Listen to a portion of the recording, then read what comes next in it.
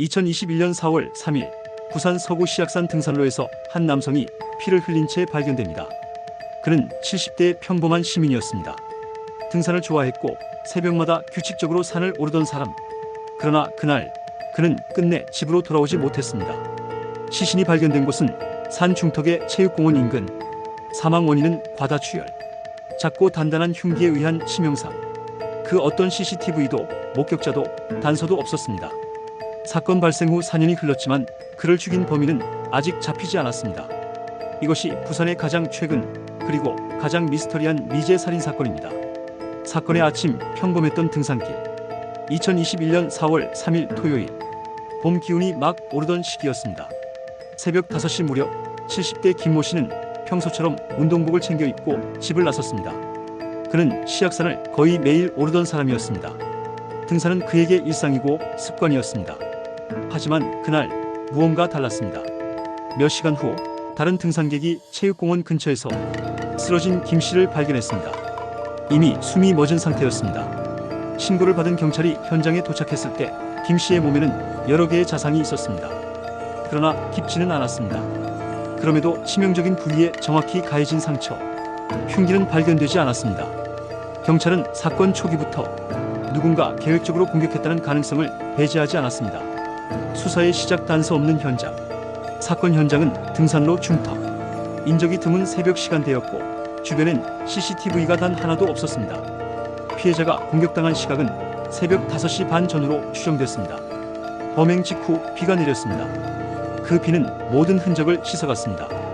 흔적이 될 수 있는 혈흔, 발자국, 섬유, 그 어떤 것도 남지 않았습니다. 경찰은 피해자의 등산용 스틱에서 작은 긁힘 자국을 발견했습니다. 그 안에는 놀랍게도 DNA 3사람의 흔적이 남아있었습니다. 남성 1명, 여성 2명. 하지만 그것이 범인의 것인지 혹은 구조대나 현장 인력의 것인지 확인이 필요했습니다. 경찰은 수십 명의 현장 인력 DNA를 대조했지만 일치하지 않았습니다. 결국 그 DNA는 정체불명으로 남게 됩니다. 면식범의 그림자. 수사 초기부터 경찰은 면식범의 가능성에 주목했습니다. 시악산에는 여러 등산로가 있지만 피해자가 이용하던 길은 비교적 좁고 외진 구간이었습니다. 그곳을 아는 사람은 많지 않았습니다. 게다가 김 씨는 재개발 사업 관련 업무에 종사해왔습니다. 복잡한 이해관계 속에서 채무 문제와 인간관계 갈등이 많았다고 전해졌습니다. 경찰은 피해자의 주변 인물 140여 명을 용의선상에 올렸습니다. 그러나 결정적인 증거는 나오지 않았습니다. 부산경찰청 관계자는 면식범일 가능성을 배제하지 않는다며 DNA와 인적관계망을 모두 추적했지만 4년이 지난 지금도 일치하는 인물은 단 한 명도 없었습니다. 미제로 남은 이유. 사건을 풀 수 없었던 이유는 명확했습니다. 증거의 부족. 사건 직후 내린 비, CCTV의 부재, 목격자의 전무. 모든 것이 수사의 발목을 잡았습니다. 수사팀은 인근 100여 개의 CCTV, 50대의 블랙박스 영상을 분석했습니다. 그리고 등산로 주변 1,400여 가구를 탐문했지만 그날 새벽에 진실을 본 사람은 아무도 없었습니다. 그 사이 시간은 흘렀습니다. 사건 발생 1년 뒤 전담 수사팀이 해체되었습니다. 2022년 6월 30일 공식적으로 미제 사건으로 분류. 그리고 2024년 장기 미제 사건으로 전환되었습니다. 비극의 흔적 남겨진 가족과 지역사회.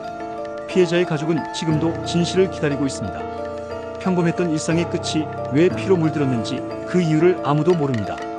사건 이후 시악산 등산로에는 불안이 퍼졌습니다. 그곳은 시민들의 일상적인 산책길이었지만 그날 이후로 많은 이들이 그 길을 피했습니다. 사건이 알려진 뒤 부산 서구청은 CCTV 설치를 결정했습니다. 10곳의 주요 등산로에 카메라가 설치된 것은 사건 발생 2년 뒤인 2023년 7월이었습니다. 너무 늦은 조치였습니다. 미스터리의 조각들. 전문가들은 여러 가능성을 제시했습니다. 첫째, 면식범에 의한 우발적 살인. 피해자의 얼굴과 목, 입 부위에 집중된 상처는 분노에 의한 공격으로 보입니다. 계획적 살인이라면 훨씬 치명적인 공격이 이루어졌을 것이기 때문입니다. 둘째, 이해관계에서 비롯된 보복. 피해자가 재개발 관련 사업을 맡았다는 점, 그리고 주변 인과의 갈등설이 존재했다는 점은 누군가의 원한 가능성을 배제할 수 없습니다. 셋째, 낯선 자의 돌발 범행. 하지만 새벽 5시 좁은 등산로에서 서로 모르는 두 사람이 마주칠 확률은 매우 낮았습니다. 결국 면식범 우발적 범행이 가장 유력하다는 의견이 많습니다. 수사의 끝, 그리고 남은 질문들. 수사팀은 끝까지 포기하지 않았습니다. 하지만 현장 DNA, 흉기 부재, 목격자 부재, 세 가지 벽을 넘지 못했습니다. 한때 새로운 제보가 들어왔지만 제보자는 경찰 접촉을 피했고 결국 허위 신고로 밝혀졌습니다. 그로 인해 3개월의 수사 기간이 허비되었습니다. 경찰은 전담팀 해체 이후에도 타 사건과 병행해 수사를 이어가고 있습니다. 작은 단서라도 아는 시민들의 제보가 필요하다. 이 말만이 반복될 뿐입니다. 여전히 그날의 새벽은 2021년 4월 3일의 시약사는 여전히 조용합니다. 새벽의 공기, 들리는 건 바람과 새소리뿐. 그곳엔 여전히 한 남자의 마지막 흔적이 남아 있습니다. 시간이 흘러도 진실은 사라지지 않습니다. 그날의 칼날이, 그날의 분노가 누군가의 기억 속에 살아 있습니다. 이 사건은 단순한 미제가 아닙니다. 누군가의 아버지, 이웃, 친구가 사라진 사건입니다. 그리고 아직 그 답은 돌아오지 않았습니다. 이제 4년이 지났습니다. 범인은 여전히 잡히지 않았습니다. 하지만 언젠가 진실은 반드시 드러납니다.